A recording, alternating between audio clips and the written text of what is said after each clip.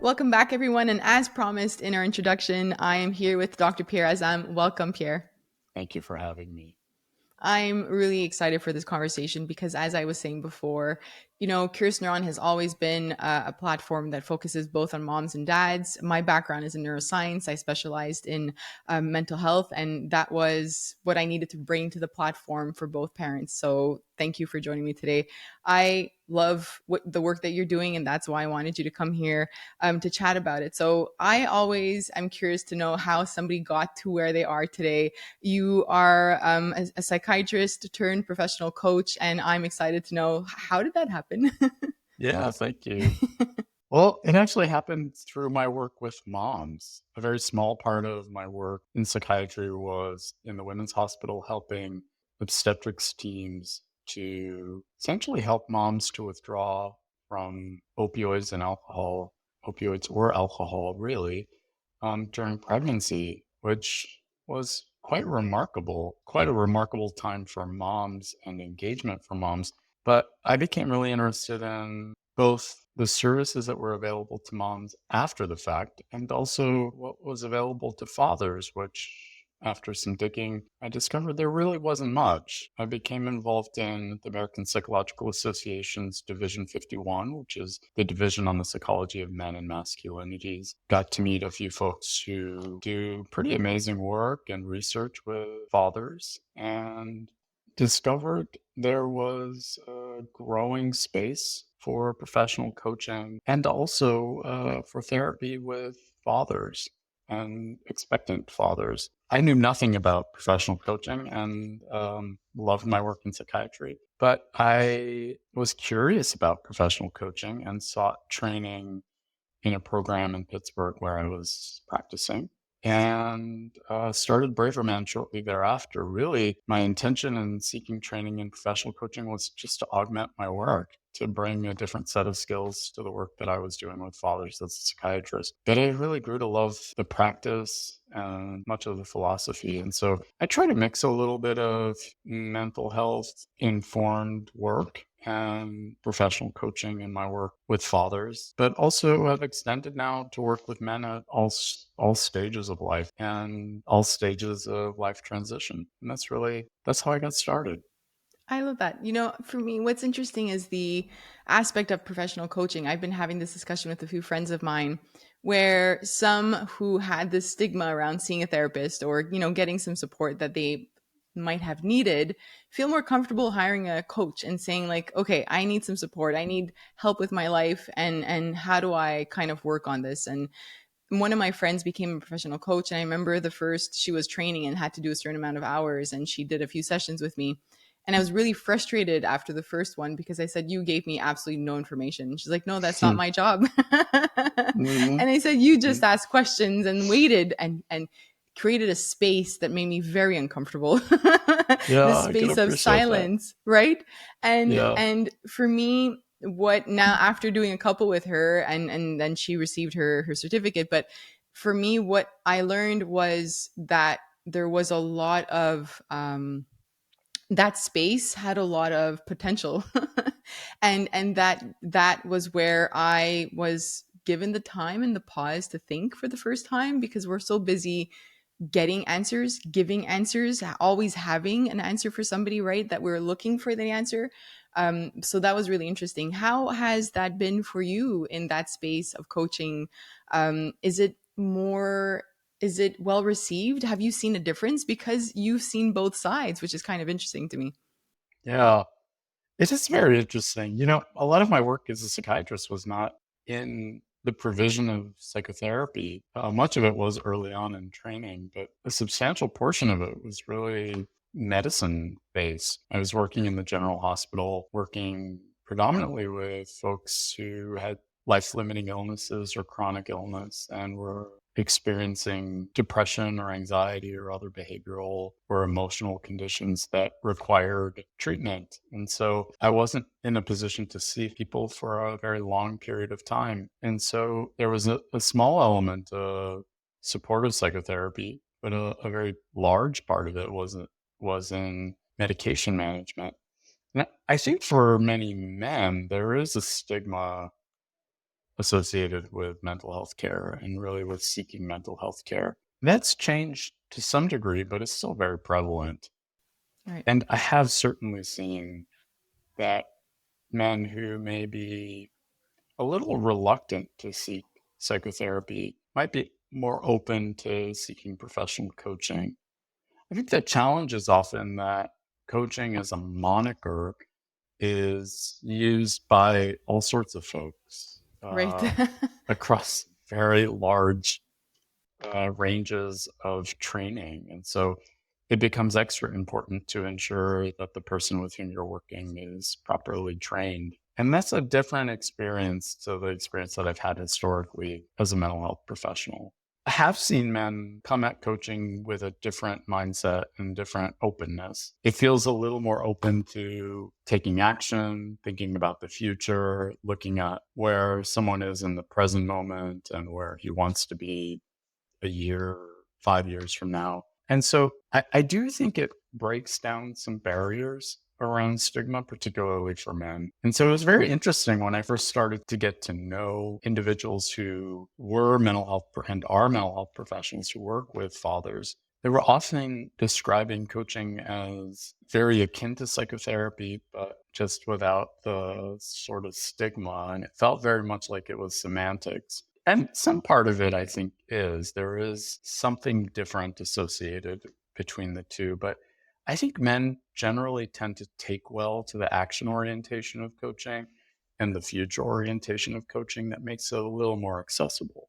Right, right. And I could appreciate that. I think, I definitely think that there's a lot of space and we still need to discover what coaching is and help. And that's why I wanted to just dig deeper into that because we hear about it. And you're right. I think I saw an ad on Facebook last week and it said, take our 2-day or 3-day training to become a neuroscience coach. And I was like, what is that? That's frightening. What are you talking?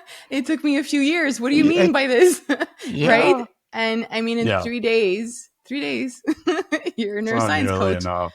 It's and yeah. So I'm really I appreciate that you brought that up because I think that's where I struggle with some people and becoming coaches, but also it's hard sometimes, and I understand because coming out of my own degree and supporting parents, I haven't taken training in coaching specifically, but then it's like what I've struggled for many years saying like, who am I?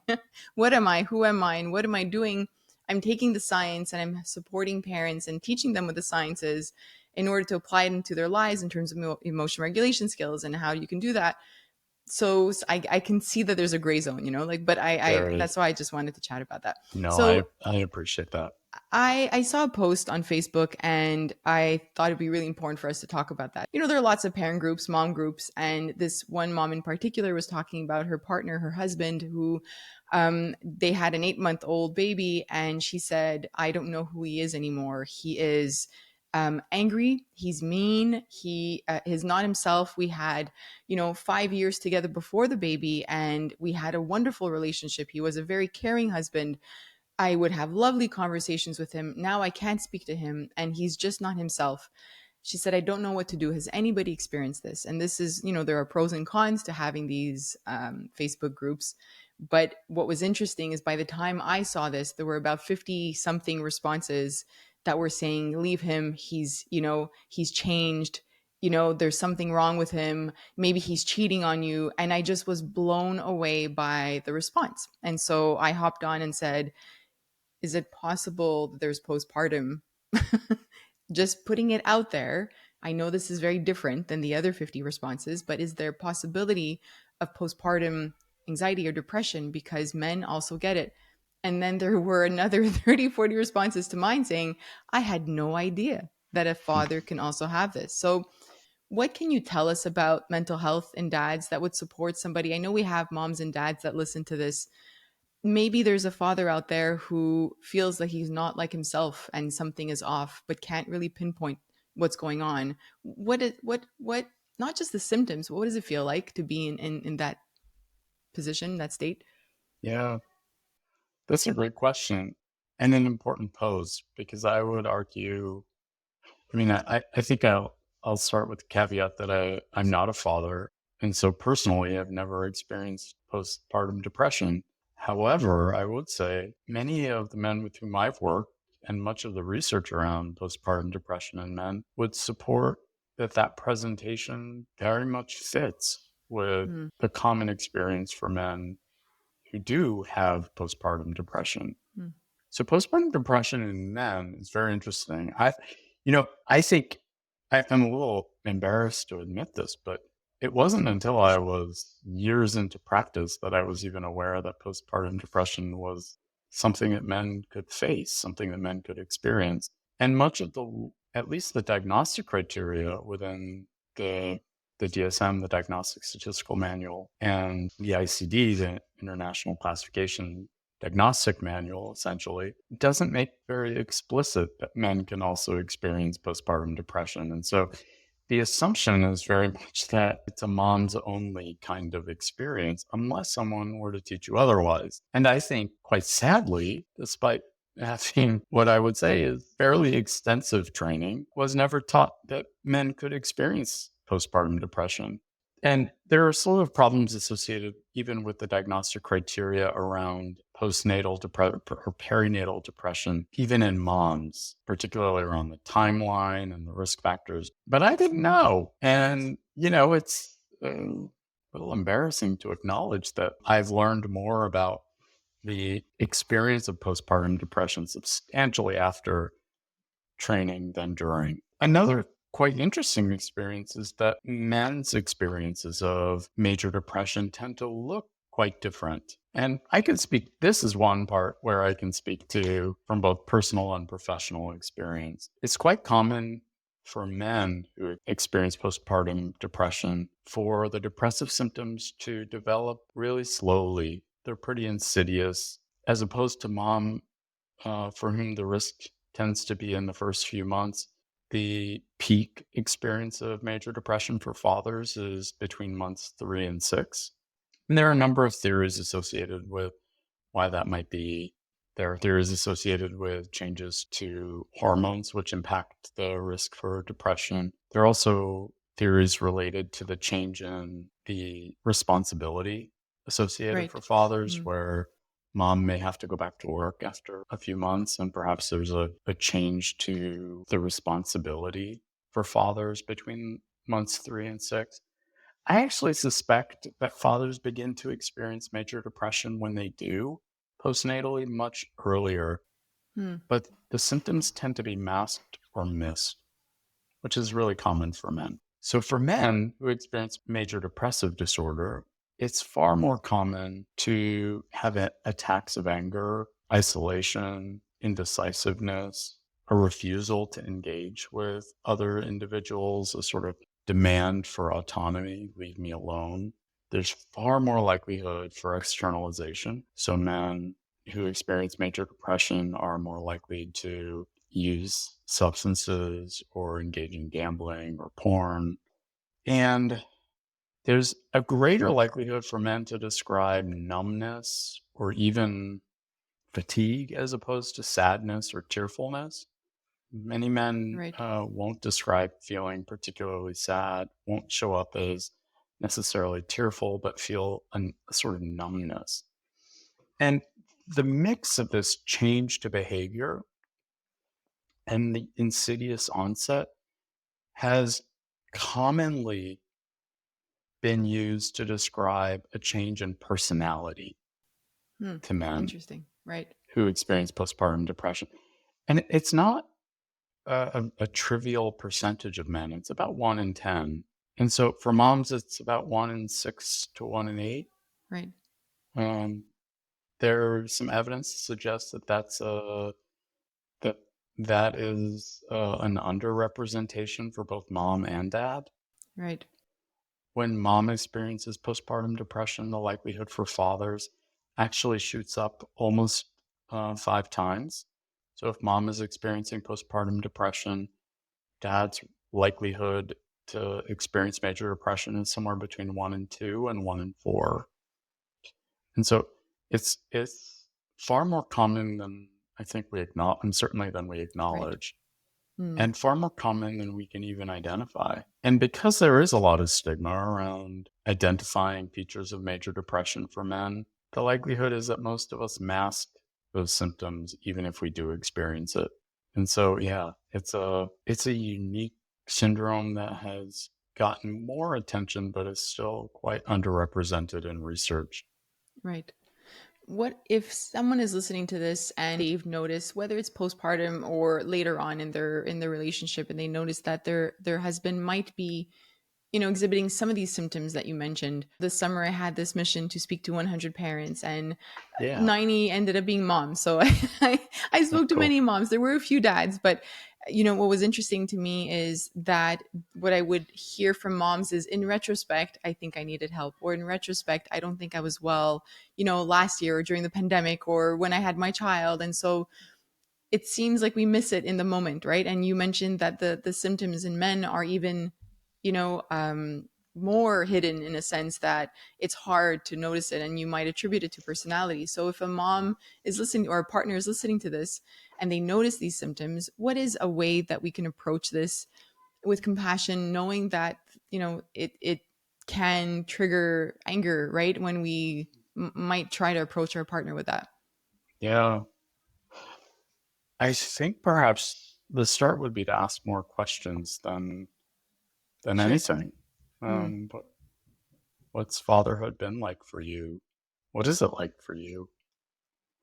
And to acknowledge some of the ways in which fathers are showing up, if they're showing up. One of the things that I've appreciated in working with men in both individual work but also in group is many men are quite isolated. Experience of loneliness is really endemic to men. And it's rare that a man will have affirmation from other men. And so, or anyone. And so if, I would argue, if a man is showing up and in particular around fatherhood, because if we look at traditional masculine norms, they tend to not, there's a place for fatherhood, but they tend not to emphasize the role of caregiving, the empathy and compassion that's associated with fathering, the hands-on experiences, particularly early on. I should mention too, for both moms and dads, the risk for major depression and other mental health conditions is really higher in the first year postpartum, which is important to acknowledge because the ICD and the DSM both report that risk, that timeline. I believe the ICD suggests that a major depressive episode is postnatal or perinatal if it's within the first 6 weeks after delivery. Right. For the DSM, it's within the first 4 weeks. But research for moms and dads both suggests actually that risk is high in the first year. Right. Yeah. And so it's important to acknowledge that both moms and dads may experience mental health conditions that are associated with the perinatal period well into the first year. And for fathers, that's particularly the case with this peak at 3 to 6 months. So part of it may be asking what this experience is like for you. What is it like for you to be a dad? Where might you be experiencing a sense of pride or satisfaction? It's really tough for men to acknowledge that we might need help or even value help. And I think even the wording tends to be important. The semantics are important for guys. We may not always acknowledge it, but I think there's something to it. Needing help feels very different than connecting with someone who might be able to support you in being a good dad, or meeting with other men who are experiencing early fatherhood. There's something a little bit, well, not a little bit different. There's something quite a lot different between acknowledging I'm deficient in some way and essentially going from a place of where I am currently to a place that I want to be, or a place that I'm proud of. And so I think many men can get behind wanting to feel proud of the way they're showing up as fathers or as husbands in a way that we may not be able to acknowledge we're deficient or we absolutely need help from somebody in order to make it work. So I think approaching with curiosity, more questions than suggestions, and suspending judgment, maybe even acknowledging, I've seen you try to show up in this way or that way as a father, and acknowledging the value that a man is bringing to the home. I mean, this is all assuming that he's engaged and wants to engage, even acknowledging efforts, even if a man may undermine them, because we know that the experience of depression interferes with our capacity, regardless of gender, to acknowledge our worth. And so I've seen many men who've shown up really quite engaged or attempting to be quite engaged dismiss their work as fathers or dismiss their worth even as fathers. And it's tragic. It's tragic for any parent. But there's a slew of male stigma that I think makes it so difficult for men. Well, I was going to bring up the vulnerability piece because I'm thinking of this conversation that you just sort of, painted for us. And I think that it might take a couple trials for some people, Yes. right? Because I don't think that even if you're being very careful with your words, I'm just thinking of something as simple as like, are you okay? And hearing like, I'm fine. Yeah. Right. Like, and it's coming from a good place, but then you get that wall and then you'll notice something is off and say, you might say, do you need help or is everything okay? Do you need a moment? Do you need a day to step out? Like, what do you need from me? And you get, I'm fine. And so how do we, knowing that maybe there are some dads out there or men that really struggle with asking for help or even acknowledging that something is off, maybe feeling less than because something is off and we don't want them to feel that way. How can we be mindful of these walls that they might have that were built over decades, right? It didn't just appear. How do we support them with that? Yeah. Oh, Maybe that's a whole podcast, another hour. Well, it might be, but I think that there are some important tools. The first being, I generally tend to avoid binary, are you okay or are you not okay? I think the general tendency for men, and I do this too, is to assume that if I'm not okay, I am a burden. Right. And so it may be helpful to approach a little more openly. How are you doing? Or even after, I've seen this done for parents of toddlers after a tantrum, just approaching one another and saying, that was a tough one. And, yeah. And somehow we got through it together. What was that like for you? It was really tough for me.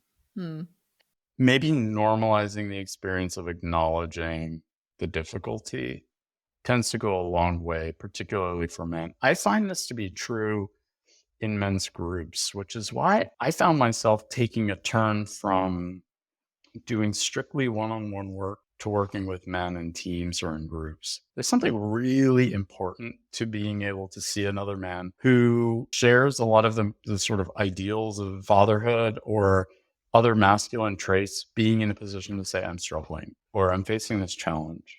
That goes an incredibly long way to allowing other men to open up and acknowledge, I'm facing a challenge too. Men might not come out and say, I'm struggling or,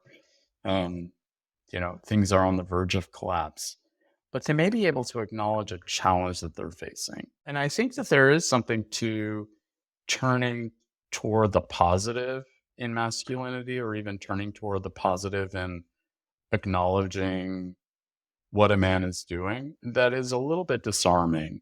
So rather than what went wrong, what was the challenge that you'd like to focus on or change in some meaningful way in order to become more proficient or better as a dad? That is a different sort of take than where did you struggle or where might you need help, which, some men can acknowledge, but many men, particularly men who hold on very rigidly to traditional masculine norms, they don't take very well to. And so I don't think that's every man, but traditional masculine norms impact men Yeah, I'd say even the most evolved and open man has faced some shame around falling short of really rigid traditional masculine norms. And I think that's a big part of why bringing men together to actually see one another in greater clarity is so powerful. Because the assumption is everyone out there other than me is doing it really well. They're crushing it out there, and I'm struggling in some way. I think this is where moms do it brilliantly. And not working with moms myself, I'm sure there are different sets of challenges there are challenges that are associated with every group and anyone, but I'm always so in awe of how moms come together to support one another. And I think that's happening in some domains for men, but it's still, those opportunities are really few and far between. I think most men would acknowledge that. Probably most women would acknowledge that too. That definitely that isolation piece and that feeling of loneliness from the parents I've spoken with, that was one of the top three. And so I think that it's very prominent in parenthood, or even, just as life gets busy and we're at work and then we do things at home and we're busy with home chores, and life goes on and we forget about taking the moment to sort of connect with somebody. And I think what you just highlighted is that feeling of you're not alone. And when you don't, like, we often do feel like we're alone. You spoke about just something as simple as your child having a tantrum, and the new parents that I speak with feel like, how did I mess up? Like, how did I get here? And you're looking at this poor child who's just like not you gave them what they asked for, and they're on the floor, and you're like, I've messed up. I'm the only one who can't parent. And we hear moms say it out loud many times. I hear it on social media, and we have a membership as well, and they'll say, like, where am I messing up? Like, how do I fix this?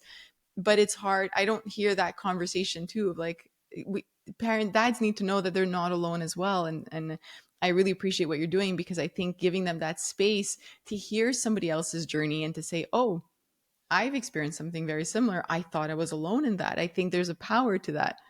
I think so too. I think so Hmm. too. Men in particular, I mean, we tend to internally hold ourselves to a standard that can feel quite impossible. And in many ways is socially reinforced. We think of the ways in which we see a real man operate. And that is quite often as always competent, always powerful, always strong, always in control, always daring and willing to take risks. And that's just not realistic. And so the more isolated we are, and we're quite isolated from one another, the more we assume we're alone in not being able to live up to those standards. So there is something really powerful, as you've said, to being able to see another person's experience that is similar to our own. Hmm. You had a post, I think it was around resilience, and you mentioned that there are some actionable steps to this. So first, I think the word resilience, is I think of a conversation that was really interesting. I was at this cocktail for a fundraiser, and a father came up to me and said, "You're a curious neuron, aren't you?" And I said, "Yes." And he said, "Okay, well, I have something I want to talk to you about." And I was like, "All right, let's go." Oh. And he said, he says, "My daughter is just a wuss at everything. She is not a resilient child. And I believe every child needs to be bullied to some extent so that they build resiliency, so that they Oh, become resilient," right? It led to oh quite a gosh. conversation. I, I But he said, bet. he's I my values are curiosity and compassion, and so I always ask more questions, and try to appreciate where they're coming from. That one was hard. It I was really bet. hard, Oh right? gosh. So I know that there are parents listening to this, or fathers as well, right, saying, I need to model what resilience looks like for my child. And so that means that, kind of what you painted in the sense of this idea of what society has as a father, right? And this toughness and being brave, and supporting your family no matter what, and being there and being the pillar. That's a lot of pressure. So where does resilience fall into this, and how do you define that? Hmm. Resilience is such an interesting term because it's often seen as a binary. I either have it or I don't, and as a trait. It's sort of interesting because my experience with resilience has really grown out of work in palliative care. So a big part of my work was being the devoted psychiatrist within a palliative care service. And there, quite often, people experience demoralization, this loss of hope, loss of meaning, quite often, this feeling of helplessness. And there's very much an emphasis on defining vulnerabilities and turning them essentially into resiliencies, like coherence or connection or hope or agency or purpose or courage, which isn't fearlessness. It is identifying the fear and engaging in a behavior that carries forward my values or my intentions in spite of the fear and in gratitude. I think there's some value to breaking down the idea of resilience, because otherwise it feels like a have or a have nots kind of a situation. I'm either strong or I'm weak. And I said this a lot. I think men in particular, we tend to be kind of extremists in that we fear if we enter into a gray zone, we're going to deviate to a place of complete lack. If I show a little bit of vulnerability, I'm going from a place of strength to being a wuss, to being weak.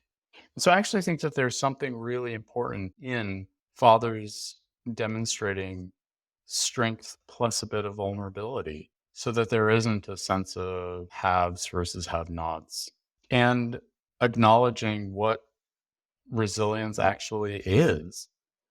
In the case of being bullied, I don't know that people need to be bullied in order to I don't shore think up so their either. strengths. I would very highly argue against that. But Which I did. I bet. Yes. But I wonder what's the strength that that father was looking to build in his daughter. What was he hoping she might do? And maybe that's just stand up for herself. Right. My He hope spoke is a that, lot about the mental toughness. yeah, my hope is that she might see in herself some strength without having to be bullied. Certainly not having to be bullied, but not even having to be diminished in some way. And so, yeah, I think even identifying, getting curious about what that resilient sort of element is. In this case, it sounds like the resilience might be courage or agency, essentially the ability to move forward, recognize fear, but keep going, and the agency to sort of stand your ground. Mm-hmm. I think those things can be built. Um, Often they're built by asking questions more than anything. From where do I draw my confidence or my hope? What am I good at? What do I feel really strongly or passionately about? What are the values that I'm going to stand up for? And everything you just said, I think, is something that we can do as adults as well, right? We regardless of our age, coming back to those questions, I think kind of help us not ground ourselves, but kind of recenter. I think it's easy for life to go in different directions, and I personally believe it's important to come back to what are my values and what do I stand for and who am I, and kind of seeing like am I off in a path that I wasn't expecting, or right, has something thrown me off that path, or how do I recenter myself? So I appreciate those questions. Yeah. Mm. Yeah. I wonder in particular, I mean, if we take the bully out of the equation or I mean, that person doesn't need to be in the equation in order to build resilience. The questions I might ask here are, what actions are you taking that help you to show up with bravery? What feels important to you? What helps you to stand strong against challenges, particularly in those moments when you feel like you want to give up? Mm. Which could be something like a math exam for a child, right? 100%. I needed that support during math exams. I didn't like them. I get it. Yeah, likewise. I want to be mindful of your time. And I want to bring up one word that you mentioned and that I've seen you talk about online, this word of connection. Can we bring it to that? Because I think I just need to kind of strengthen the reason why connection is so important. If somebody's listening to this, if a dad is listening to this and does feel isolated, how do we kind of argue the point of the importance of connection? Yeah. I think connection has been underscored quite often of late in social and public health forums. Loneliness and isolation are big risk factors, certainly for mental health conditions, but also increasingly studies are showing the risk associated with isolation and loneliness for other medical conditions as well, and for early death. And I think for men, a big challenge around connection is that so much of traditional masculine ideology supports self-sufficiency, being able to do it on our own, not needing another person, being the lone wolf. It's clear this idea of the lone wolf, while very alive, I think, in myth or mythology, even in traditional masculine norms, is very much dead. The lone wolf is not strong. We need each other. There's no doubt about that. And so I don't think it's so much a matter of defining that we do or that we don't. It's clear that we do.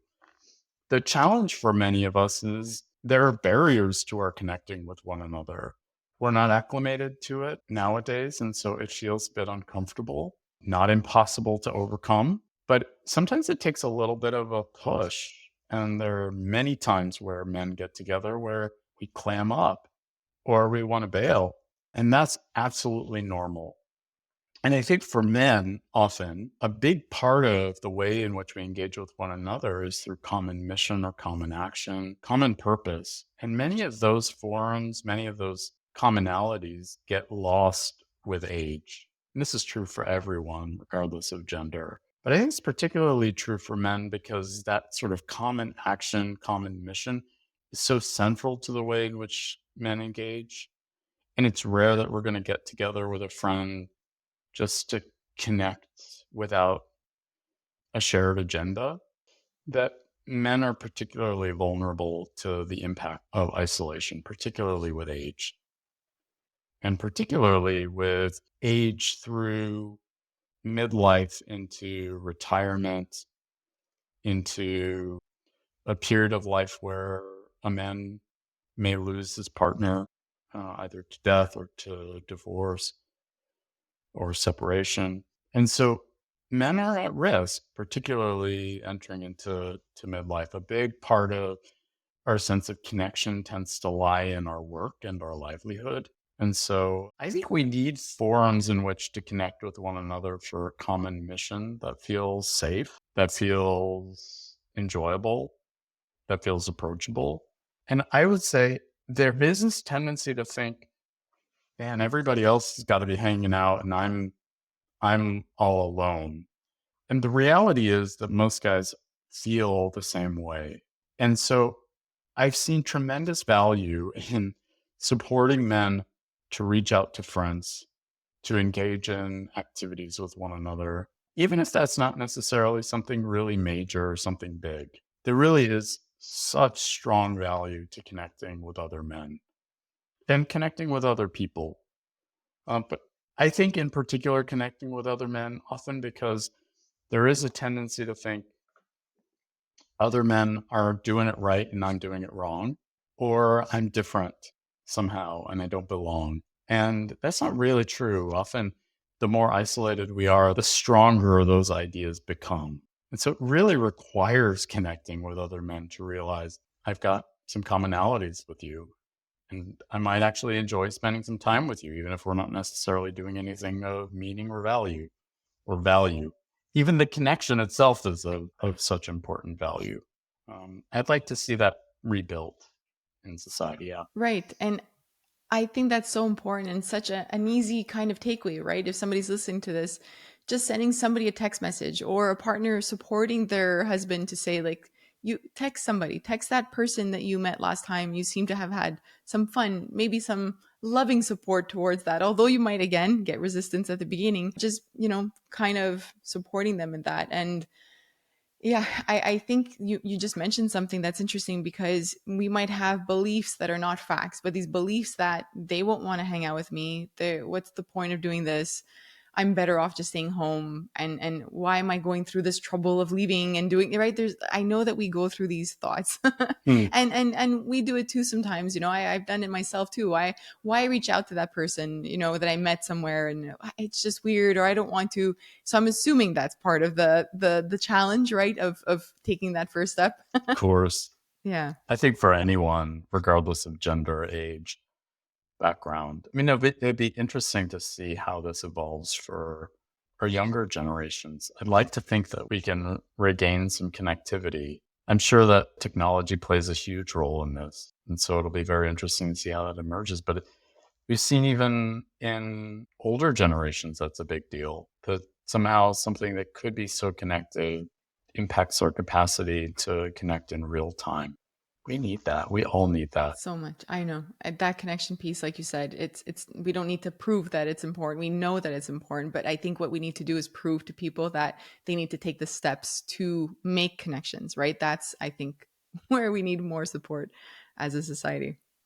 I think so too. I mean, this is, Cindy, I really appreciate what you do and your work. I think this is quite often where I hear husbands, male partners, they may not say this so openly, but I hear so frequently, they're in awe of how groups of moms or groups of women support one another.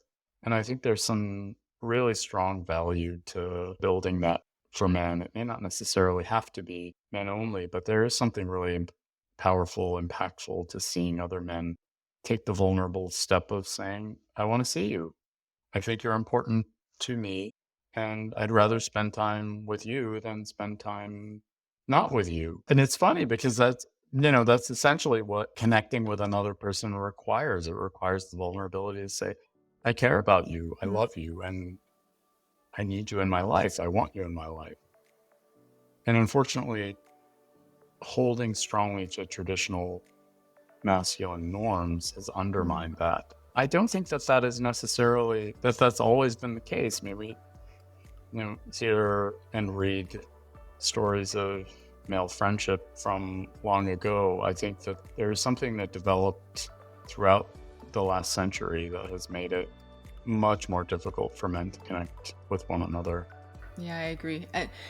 And this is why we had to have this conversation. So thank you for taking the time in your day to talk with me today. Thank you. Where can we learn more about the work that you do? I'm going to put everything you mentioned in the show notes. Oh, thank you. Well, probably the quickest way is through Instagram for folks who have Instagram. My handle is @braver.man. And my site is bravermancoaching.com. Perfect. I will add all of that. And if ever there's anything you want us to share with the community, please send it along. We will put the links and share it. I think the work that you're doing is so important. Likewise. I appreciate you so much. Thank you. Likewise. Thank you so much.